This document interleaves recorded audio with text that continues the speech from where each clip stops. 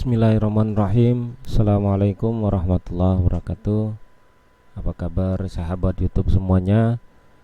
Senang sekali kembali bertemu dengan kalian bersama saya Taufik Ramadan, si tukang air Medan. Baik, sekarang di hadapan kalian ada sebuah gambar diagram instalasi. Nah, ini adalah gambar diagram instalasi dari klien saya atau konsumen saya di Tanjung Pinang, yaitu Bapak Faisal.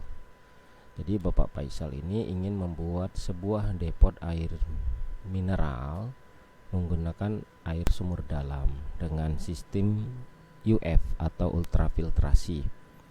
Nah, beliau menggunakan pompa sumur dalam. Alhamdulillah airnya bagus, TDS-nya di bawah 80 kurang lebih, itu yang saya ingat.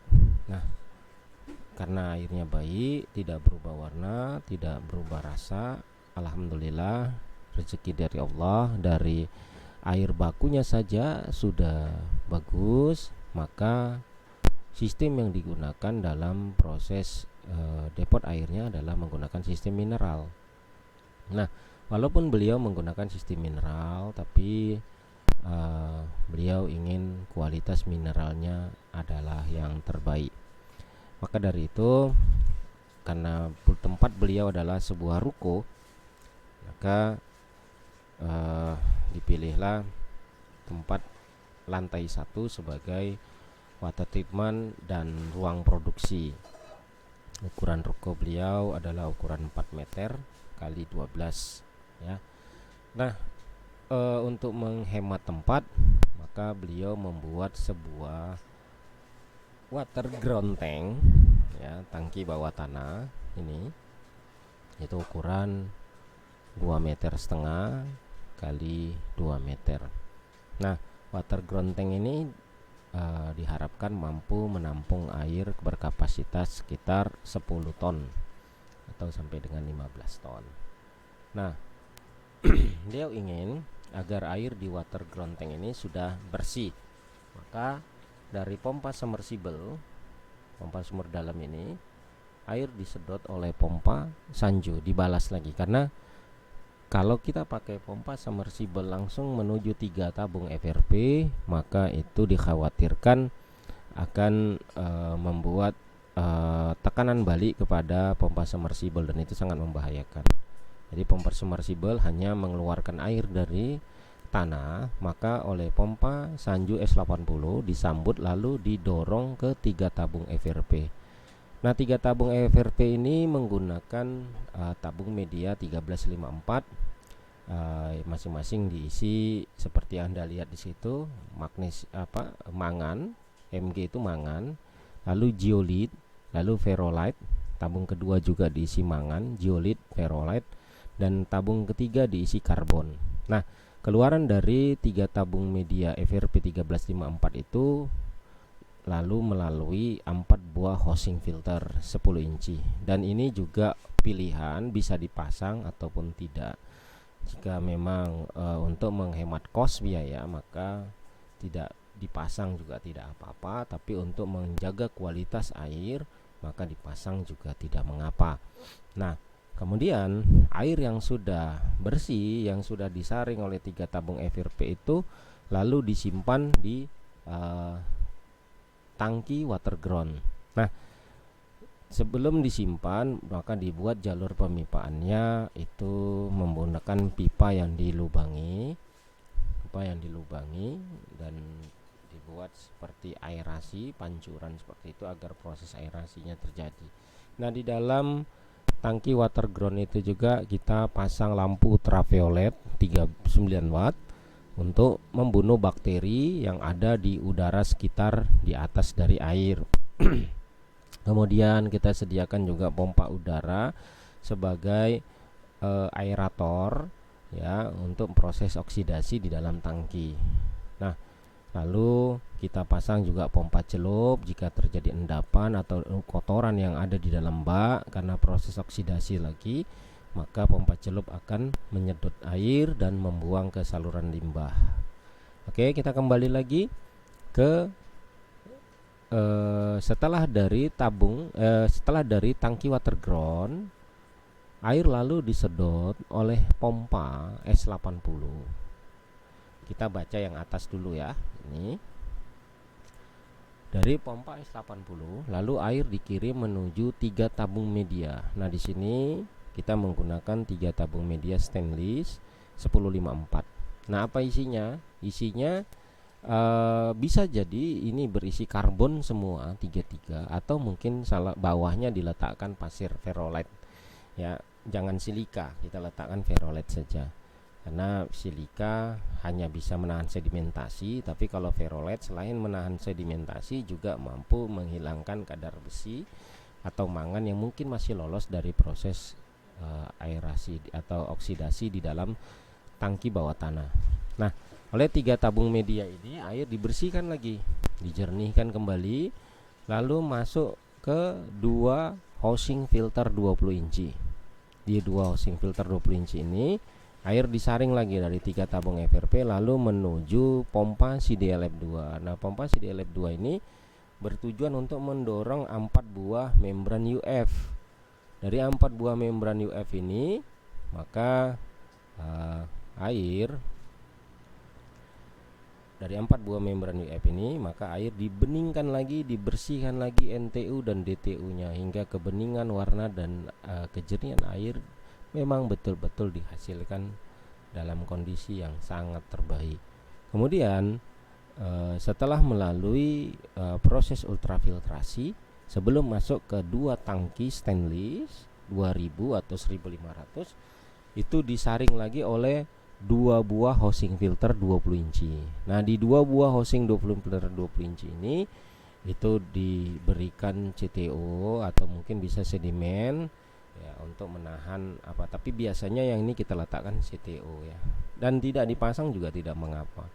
Jadi biasanya nih sebenarnya dikasih CTO aja sebagai penetralisir karena ada bau yang kurang sedap setelah proses ultrafiltrasi, biasanya seperti itu.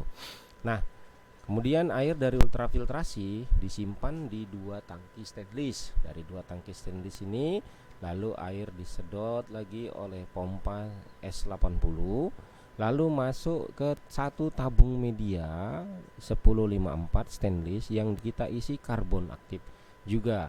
Untuk apa? Pengganti CTO, UDF, agar kita tidak perlu pakai CTO dan UDF, dan sebagai penetralisir karena kemungkinan bisa jadi di dalam wadah tangki stainless ini ada penguapan yang menimbulkan aroma yang kurang sedap.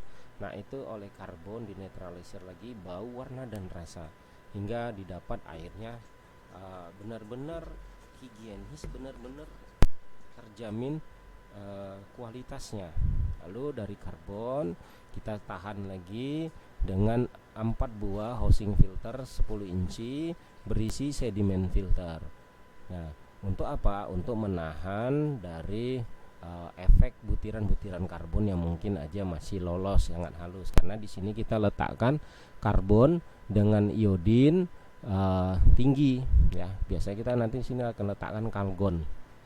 Nah, kemudian setelah melalui 4 buah housing filter 10 inci, air lalu disaring oleh lampu ultraviolet. Boleh juga dengan langsung ke 10 buah bioenergi baru ke lampu ultraviolet.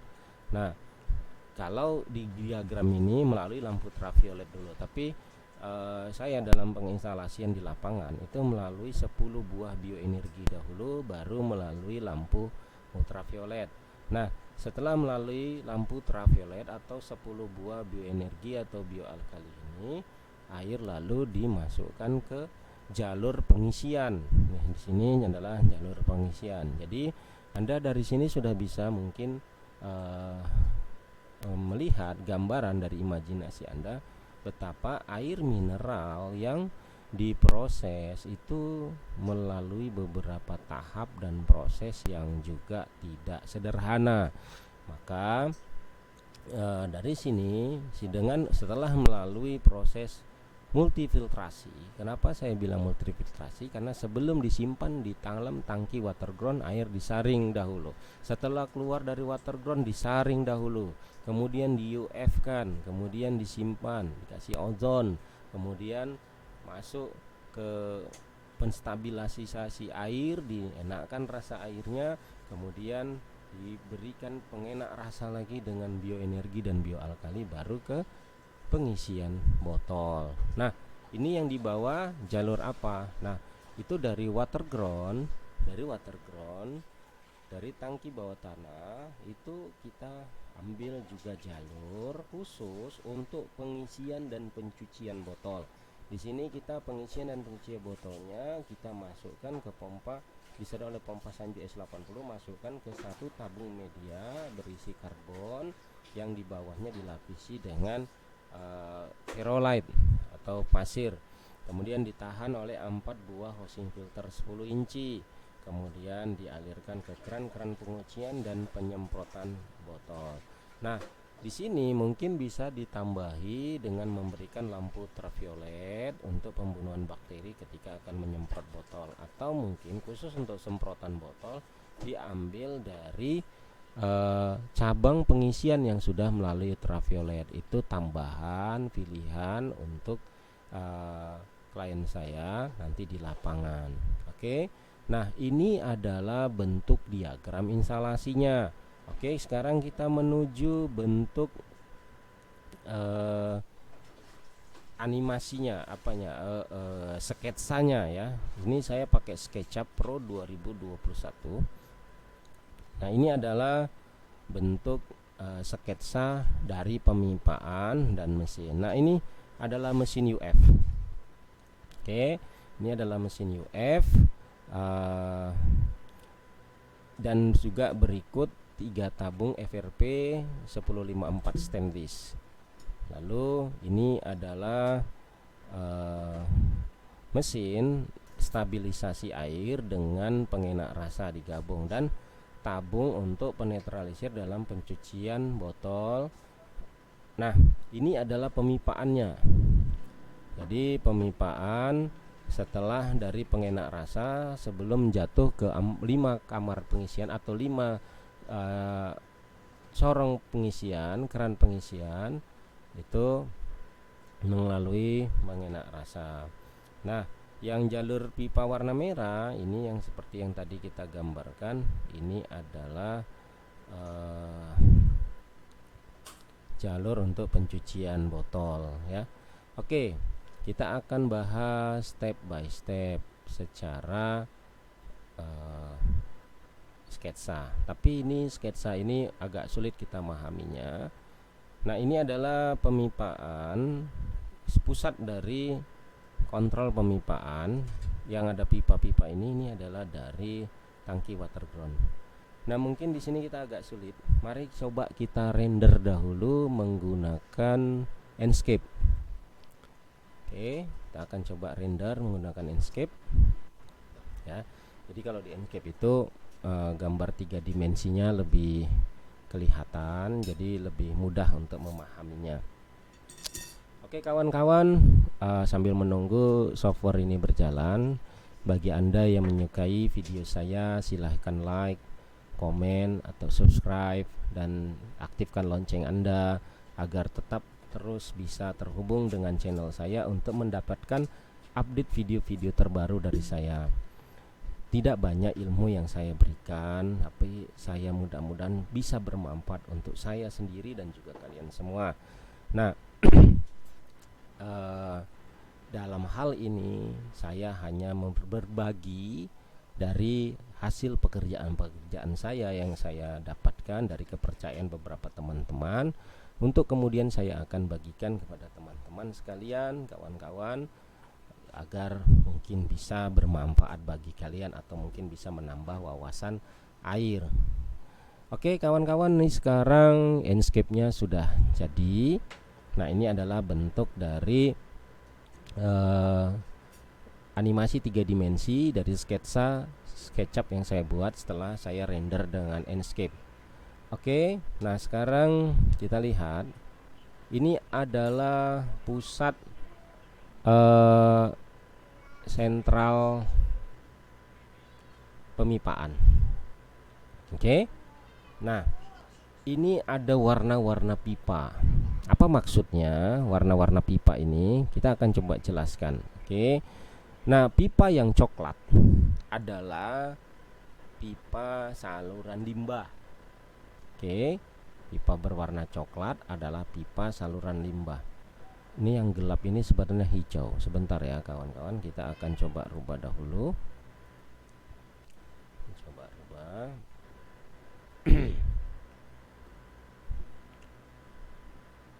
Bentar ya, ada iklan sebentar dari saya. Ada kesalahan, ini warnanya terlalu gelap.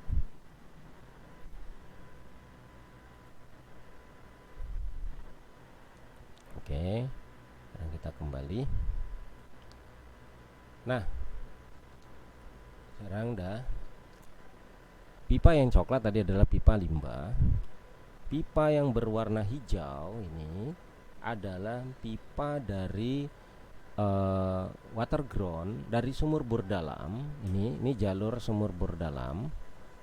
Ini jalur, astagfirullah, insyaallah apa ya.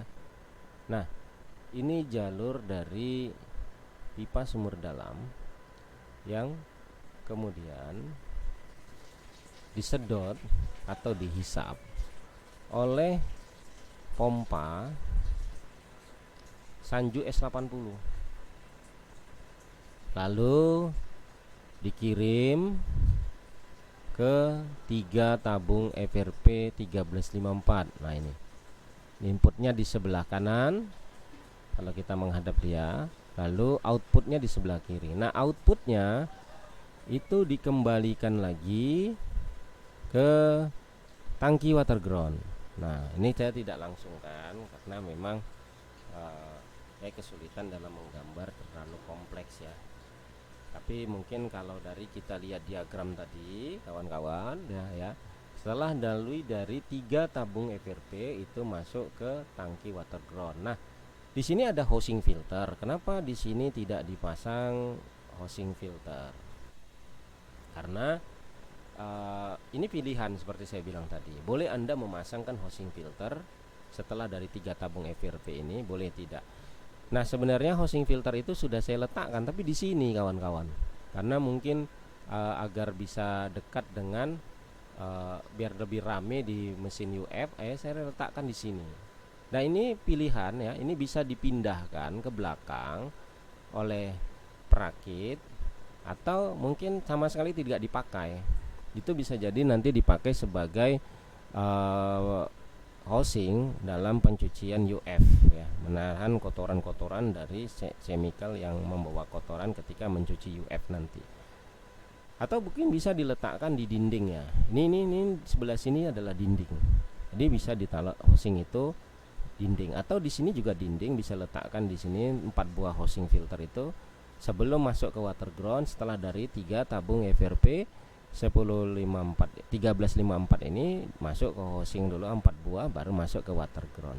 Nah, tapi intinya pipa hijau adalah pipa proses dari sumur bor dalam, 3 tabung pompa Sanju S80, 3 tabung FRP dan ke water ground tangki. Oke. Nah, sekarang kita bahas pipa yang berwarna biru. Oke.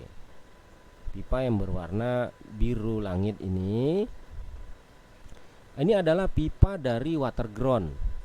Jadi pipa dari water ground tank itu dikirim ke depan.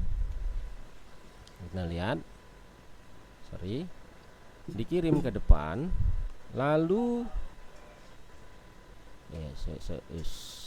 ini kayak main puzzle kita ya, gambarnya ini muter-muter ya, maaf kawan-kawan ya, saya langsung live dari softwarenya.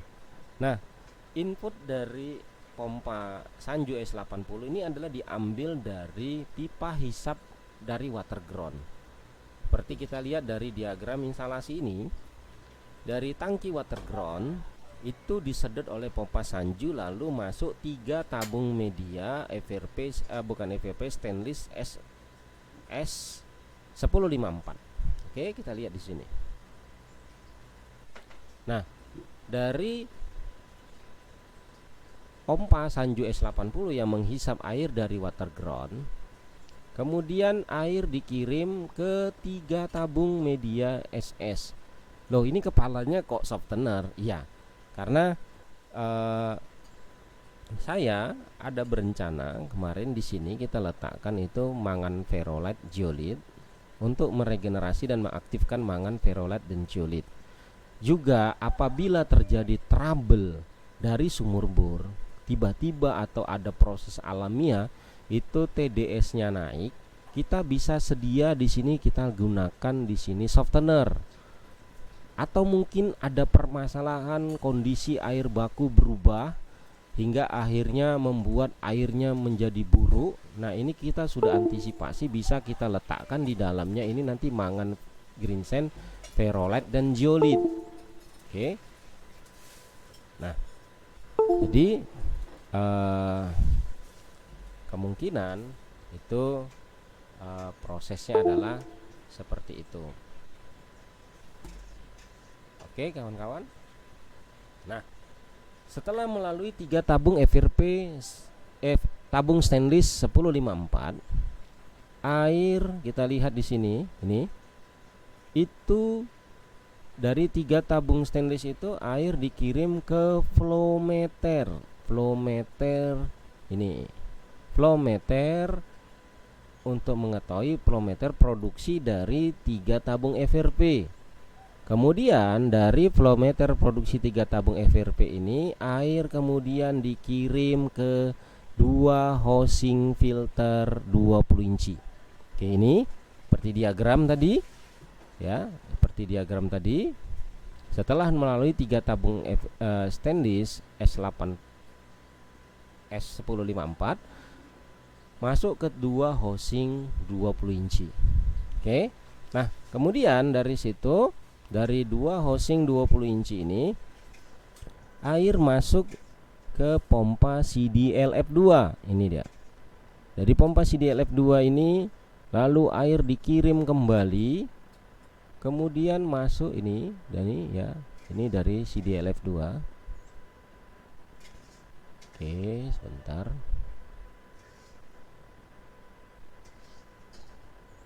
Nah, ini dari CDLF2 pipa ini yang ada mouse, saya tunjuk dengan mouse ini. Ini dari dari pompa CDLF2A masuk ke input dari UF. Loh, ini UF masuknya dari atas, Mas. Iya, UF masuknya dari atas. Dari atas. Nah, yang paling pinggir adalah input dari UF. Jadi ini rangkaiannya paralel. Rangkaian UF-nya paralel. Nah, ini ujung dari UF ini kemana? Aduh, ini saya lupa. Ini menuju ke pressure height ya, melihat tekanan dari UF. Yang bawah ini juga belum saya pasang. Ini adalah untuk selang ke pressure low, tekanan dari air masuk. Saya minta maaf belum saya sempat gambar, tapi mungkin begitulah. Yang paling utama adalah sekarang kita proses jalannya air aja dulu ya, kawan-kawan. Oke, sekarang ini air masukan UF paralel. Nah, yang tengah ini apa? Ini air output dari UF, air bersihnya. Oke, ini kita lihat bagian atas. Sekarang kita lihat ke bagian bawah. Oke, dari bawah UF kawan-kawan kita lihat buangan ini bawah ini adalah output dari input UF. Ini ke pinggir. Ini kita kasih ujungnya stop keran, kemudian kita hubungkan dengan air limbah. Apa? Untuk apa itu? Itu untuk proses flushing, back flushing dari UF.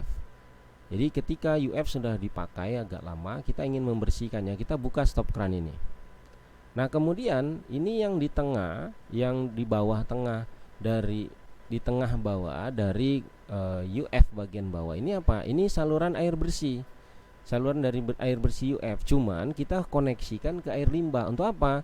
ketika UF nanti misalnya baru dipasang, itu kadang ada airnya, busanya banyak ya. Itu sebelum kita kirim ke tangki, kita buang dulu ke limbah. Makanya ini ada stop keran untuk air bersih yang menuju limbah. Atau mungkin UF nanti kita cuci dengan chemical, kemudian sisa-sisa chemical itu ada, sebelum kita kirim ke tangki, maka kita netralisir dengan buang dahulu ke limbah dengan membuka stop keran air bersih. Stop keran. Nah, ini stop keran air limbah. Oke. Nah, ketika stop keran air limbah kita kunci atau air bersih kita kunci, maka air akan mengalir ke pipa atas, ke tengah ini, ke jalur air bersih pipa UF yang di atas. Lalu masuk ke flow meter UF, flow meter air bersih UF, lalu dikirim ke kedua housing filter 20 inci ini. Seperti yang kita lihat dari diagram, setelah proses UF masuk ke dua housing filter 20 inci.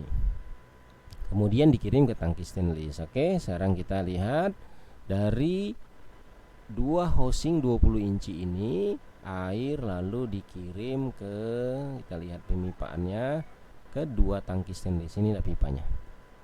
Ini pipanya kita lihat, coba kita urut ya, kita lihat kawan-kawan. Ini kemudian kita lihat lagi. Nah, ini menuju dua tangki stainless dan paralel. Nah, keluaran dari dua tangki stainless ini juga saya paralel, tapi ini nanti kasih stop keran. Jadi kita bisa pilih mana yang mau kita habiskan dulu, tangki stainless pertama, tangki stainless kedua.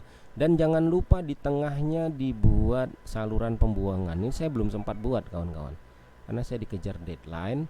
Saya belum sempat buang jalur pemipaan dari tangki stainless, tapi yang bawah itu pasti ke limbah ya. Oke, sekarang kita bahas jalur air bersih dari tangki stainless, dua tangki stainless, air stainless dari hasil UF. Kita lihat itu digabung. Nah, ini kok ada pipa merah? Iya, pipa merah itu kita ambil untuk pencucian botol. Nah, ini kita bahas dulu yang biru ya. Pipa biru artinya pipa setelah tangki stainless.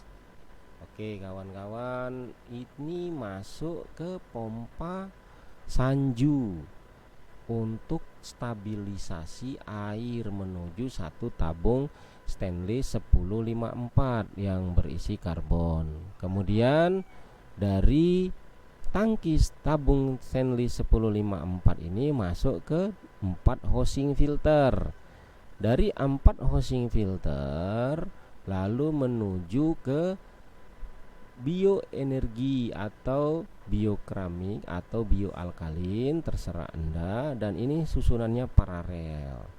Nah, ini stop keran untuk apa? Ini harus dibuat, ini untuk jalur bypass. Apabila bioenergi atau bioalkalin ada masalah, kita bisa membuka, dan normalnya dia harus dikunci.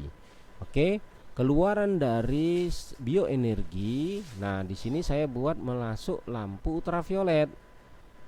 Setelah keluar dari lampu ultraviolet, lalu kita kirim ke pengisian botol. Nah, ini pemipaannya. Kirim ke pengisian botol. Oke. Nah, kita kirim ke pengisian botol. Nah, ini kita pasang selenoid ya, selenoid double drat setengah 90 derajat. Nah, dan baru kita solenoid ini kan, ini keran elektronik, ini dikontrol oleh saklar yang nanti ketika dihidupkan solenoid ini, maka pompa Sanju S80 harus nyala dan air keluar ke botol. Ketika kita matikan saklar, solenoidnya mati dan pompa juga wajib harus mati. Oke. Nah, itu sekelumit tentang jalur pipa biru. Sekarang kita bahas jalur pipa merah. Nah, di sini kita bahas jalur pipa merah. Pipa merah seperti yang saya bilang tadi, kita ambil dari tangki water ground yang sudah disaring, khusus digunakan untuk pengisian pencucian galon dan penyemprotan. Nah, kalau kita lihat ini pipanya warna merah. Nah, itu kalau kita urut dia kemari, kawan-kawan. Nah, ini pipa merah tadi itu disedot sama pompa Sanju S80, lalu dikirim ke tabung stainless 1054, kemudian masuk ke 4 housing filter. Lalu dari 4 housing filter ini dikirim ke keran pencucian. Nih ada 2 buah keran untuk pencucian botol. Nah, di sini Anda bisa modifikasi, Anda cut jalur pipa merah ini sebelum ke keran pengisian atau penyemprotan ini disasang lampu ultraviolet, atau Anda cari tempat lagi di rangka ini untuk meletakkan 1 buah lampu ultraviolet lagi. Tapi jika tidak ada, maka Anda bisa meletakkannya di bagian sini di jalur yang mungkin tidak terlalu sempit ya, agak lapang. Oke. Nah, kemudian kalau kita lihat dari instalasi pemipaannya, kenapa sih kok harus memutar pipanya? Karena nanti kawan-kawan, ini adalah jalan untuk kereta sorong yang membawa galon-galon kosong dan galon-galon yang sudah berisi. Nih, jadi kita memang sengaja di tengah ini tidak ada pipa yang melintang agar tidak terkena dari roda kereta sorong nanti. Ya, makanya kita buat memutar. Memang ini ya banyak menghabiskan pipa ya. Tapi memang beginilah cara yang harus ditempuh untuk proses agar memudahkan dalam proses kerja nanti, tidak mengganggu, tidak tersandung oleh pemipa-pemipaan. Oke kawan, ini adalah bentuk dari animasi dari pemipaan. Oke, kita coba lihat. Kita akan coba lihat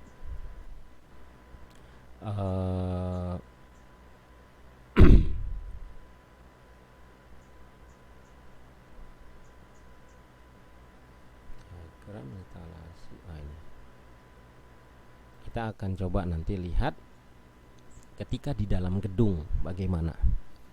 Oke, ini masih loading. Oke kawan-kawan, bagi Anda yang masih setia menonton video ini, ya mudah-mudahan tidak bosan ya. Ya, kita jangan bosan mempelajari ilmu agar ilmu itu betul-betul menyerap ke dalam diri kita. Oke, sambil menunggu kita bahas tentang panel kontrol. Nah, panel kontrol ini di sini dia mengontrol semua kelistrikan dari pompa-pompa, baik yang di belakang, baik yang di mesin UF, baik yang di mesin pengenak rasa, baik juga yang di saklar pengisian. Ya, itu dikontrol oleh oleh panel kontrol yang ada di mesin UF. Ini dia. Ya, nanti kita akan bahas tentang panel kontrol di mesin UF. Oke kawan, sekarang kita tutup dulu instalasi pemipaan. Kita akan coba render pemipaan di dalam gedung ya, dari depot Pak Faisal ini. Oke, dia masih render. Kita lihat.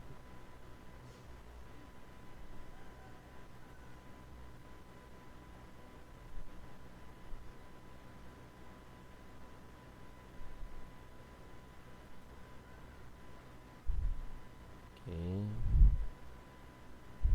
sabar sebentar. Ini kita tutup saja biar tidak berat komputer saya.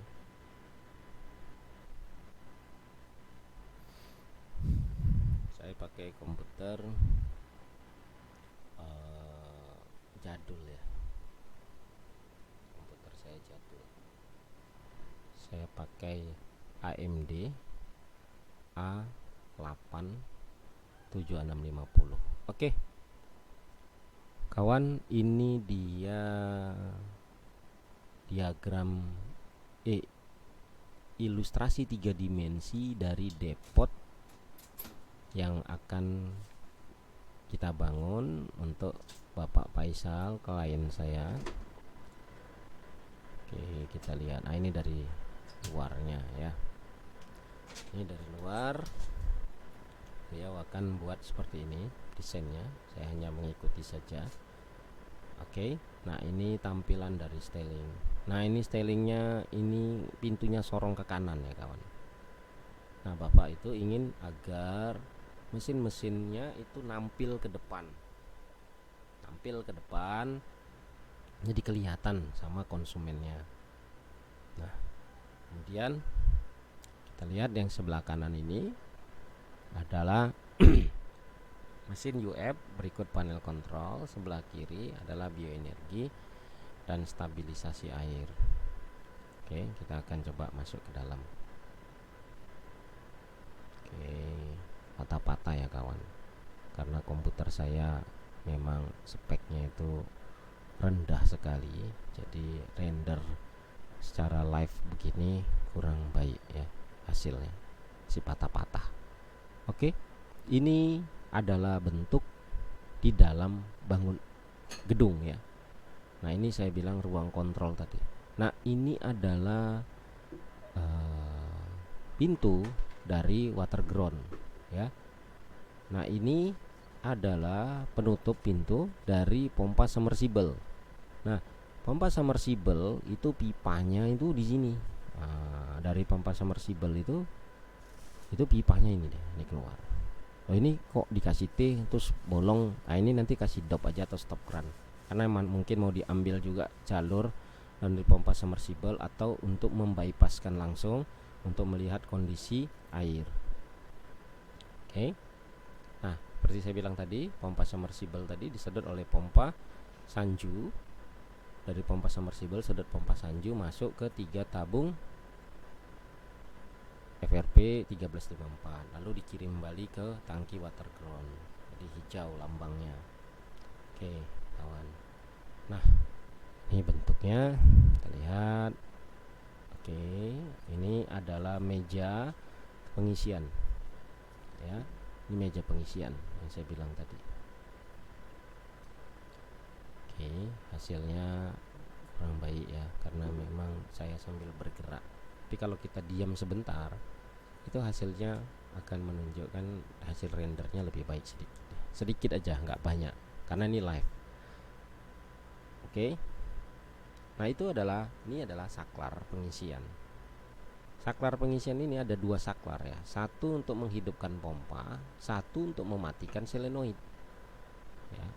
Nah, ini isi di dalamnya. Nah, nanti di bawah ini Anda bisa kasih lampu-lampu ya, dan kasih dudukan yang kuat untuk pemipaan agar tidak turun ke bawah. Jadi di alas atau bagaimana ya. Ini nanti dari pihak penginstalasi ya. Kreativitasnya dituntut untuk membuat seperti itu. Nah, ketika saklar ini, 2 saklar ini kita pencet atau kita tekan, maka satu kita akan menghidupkan pompa, yang satu lagi kita akan menghidupkan keran elektronik, maka air akan jatuh ke botol. Oke, gitu juga. Dan ini semuanya paralel, pompanya paralel semua. Jadi ketika kita sedang mengisi sini, kita mengisi yang ini, mengisi ini, semua bisa ya. Oke, sekarang kita lihat, ini adalah ruangan pencucian botol, pembilasan, penyikatan, dan penyemprotan ya. Nah, ini maksud saya tadi, kita ambil airnya itu air yang sudah kita bersihkan dari tangki bawah tanah water ground, kita saring lagi pakai tabung media 1 buah, lalu kita sterilkan lagi. Kalau pakai ultraviolet pakai lebih bagus, sterilkan lagi ultraviolet, lalu kita semprot. Nah, ini saya belum sempat buat pemipaan untuk penyemprotan botolnya. Nah, tapi nanti mungkin dari sini mungkin sudah bisa dipahami oleh abang teknisi dan dari pekerja-pekerja yang akan merakit mesin nanti di sana. Karena saya yang ngerakitnya, saya cuma desain. Ada tim pemipaan yang nanti akan mengerjakan di sana. Nah, kenapa saya upload ke YouTube? Ya sekaligus untuk memudahkan dalam mengupload video ya. Karena kalau kita kirim ke WA ini besar kali filenya. Nah, kita kirim ke YouTube. Sekaligus ya kita ingin coba berbagi kepada teman-teman, membuka inspirasi bagi yang ingin coba membuat sebuah usaha water treatment dengan ya model home industry seperti ini ya. Ini sepertinya udah home industry ya, kapasitasnya besar. Nah, lemari-lemari ini untuk apa ya? Mungkin bisa Anda manfaatkan ini untuk bahan-bahan logistik seperti tutup galon, segel, alat-alat untuk kerja seperti misalnya plastik ya, tutup filter ya. Ini nanti dikasih pintu ya kawan-kawan. Ini juga belum selesai karena saya dikejar deadline. Oke, inilah mungkin bentuknya secara 3 dimensi. Saya minta maaf jika gambarnya kurang menarik. Mudah-mudahan ada ilmu yang bisa diambil dari sini. Dan kepada Pak Faisal dan krunya, mudah-mudahan video ini bisa banyak membantu, khusus untuk klien saya ini. Ya, jika ada hal-hal yang memang masih bingung dan perlu dikomunikasikan, silakan hubungi saya melalui chat telepon di WA atau seluler. Dan untuk teman-teman semua, mungkin bisa menginspirasi ya. Mudah-mudahan saja bisa menginspirasi kepada master yang sudah legend ya. Saya minta izin halalnya, hanya ingin mencoba berbagi ilmu, menambah khazanah wawasan tentang dunia air minum dan dunia water treatment di Indonesia. Indonesia sesungguhnya punya banyak SDM yang berkualitas, maka kita harus saling sering-sering berbagi agar teknologi water treatment dan dunia penyaringan air minum di Indonesia semakin lebih maju lagi. Oke kawan-kawan semuanya, terima kasih telah menonton video saya. Jazakallahu khairan, barakallahu fiik. Terima kasih atas semuanya. Assalamualaikum warahmatullahi wabarakatuh.